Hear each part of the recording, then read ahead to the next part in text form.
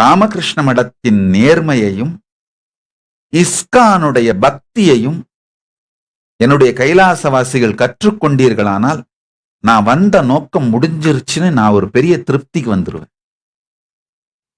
மொத்த ராமகிருஷ்ண இயக்கமுமே ஐயா அதிகபட்சமா 1,00,000 சன்னியாசிகள் தான். அது ராமகிருஷ்ண மடம் என்கின்ற முக்கிய மூல நிறுவனம். அதனுடைய உற்சாகத்தினால், உத்வேகத்தினால், இன்ஸ்பிரேஷனால உருவான பல ராமகிருஷ்ண ஆசிரமங்கள் எல்லாம் சேர்ந்து உலகம் முழுக்க 1,00,000 சன்னியாசிகள் இருப்பாங்கன்னு நினைக்கிறேன். ஆனா அவர்கள் செய்திருக்கின்ற மிக பெரும் சேவை, நினைத்து பார்க்க முடியாத பெரும் சேவையை செய்திருக்கின்றார்கள்.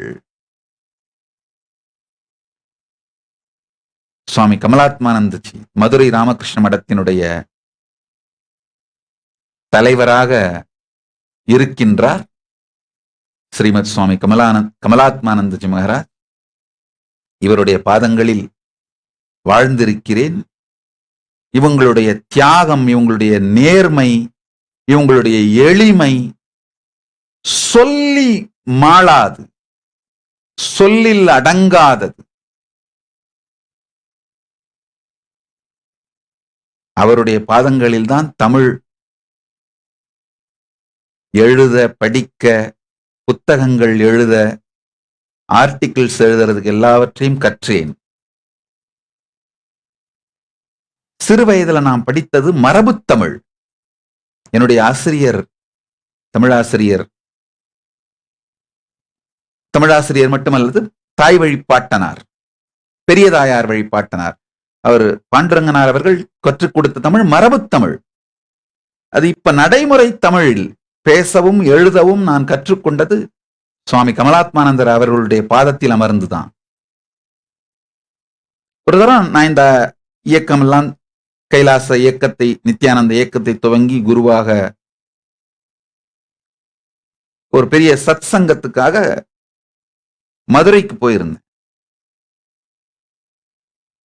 அப்போ சுவாமி மதுரையில தான், கமலாத்மானந்த சுவாமிகள் மதுரையில தான் இருக்காரு. எனக்கு தெரியாதனால அவருக்கு நான் அழைப்பு விடுக்க மறந்து விட்டேன். ஆர்கனைசருங்க அழைப்பு விடுக்க மறந்து விட்டார்கள், நானும் மறந்து விட்டேன்.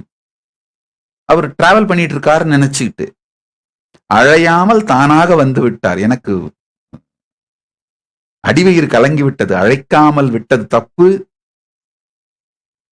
அப்படிங்கிறது கலங்கியது. அவரை சிம்மாசனத்தில் அமர்த்தி நான் பக்கத்துல ஒரு சின்ன ஆசனம் விட்டு அமர்ந்து சத் சங்கத்தை முடித்த பிறகு அவர்கிட்ட கேட்டேன், சாமி கூப்பிடாம வந்துட்டீங்க, எனக்கு ரொம்ப மரியாதை குறைவு எதுவும் செய்து விடக்கூடாதுன்னு பயமாயிருச்சு அப்படின்னு. அவர் சொன்னாரே, ஒரு நல்ல ஆசிரியன் கற்றுக் கொடுத்த பிறகு சீடன் எவ்வாறு அதை உலகத்திற்கு சொல்லுகிறான்னு தெரிஞ்சுக்கிட்டு தான் திருப்தி அடைவான். அந்த இங்க ஒரு அழகா ஒரு டிராயிங் போட்டு பாருங்க. பரமசிவன் குமார சுவாமியாக முருகனிடம் பாடம் கேட்பார் பாருங்க. ஒரு நல்ல ஆசிரியன் தான் சீடனுக்கு கற்றுக் கொடுத்ததையெல்லாம் அவன் ஒழுங்காக சொல்லுகிறானான் கேட்டு குவாலிட்டி கண்ட்ரோல் QC பாஸ் பண்ணிட்டு தான் நிம்மதியாவாரு. அந்த மாதிரி QC பார்க்க தாண்டா வந்திருக்கேன் அப்படிங்காரு. அவர்களுடைய பணிவு, தியாகம், நேர்மை இதையெல்லாம் நினைத்து கூட பார்க்க முடியாது.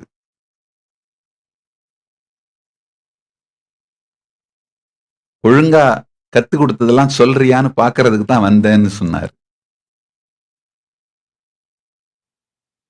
இது மாதிரி நேர்மையான இஸ்கானுடைய பக்தியும் ராமகிருஷ்ண மடத்தின் நேர்மையும் ஒன்றாக சேர்ந்த ஒரு 10 லட்சம் சந்நியாசிகளை உருவாக்கிவிட வேண்டும் என்கின்ற நோக்கத்தோடுதான் பரமசிவனுடைய திருவருளால் தொடர்ந்து வேலை செய்து கொண்டிருக்கின்றேன். 10 லட்சம் பேராவது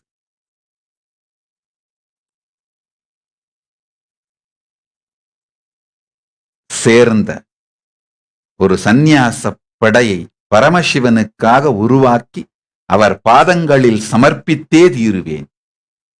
நான் தாங்குகின்ற விஷனுடைய சக்திதான் என்னை உயிரோடு வைத்திருக்கின்றது.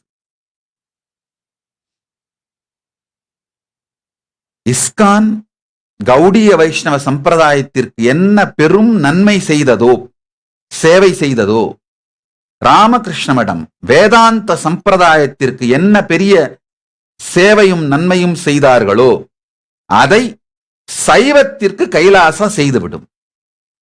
சைவத்திற்கு கைலாசம் அதை செய்தே தீரும். பரமசிவன் அருளாலே செய்தே தீருவோம்.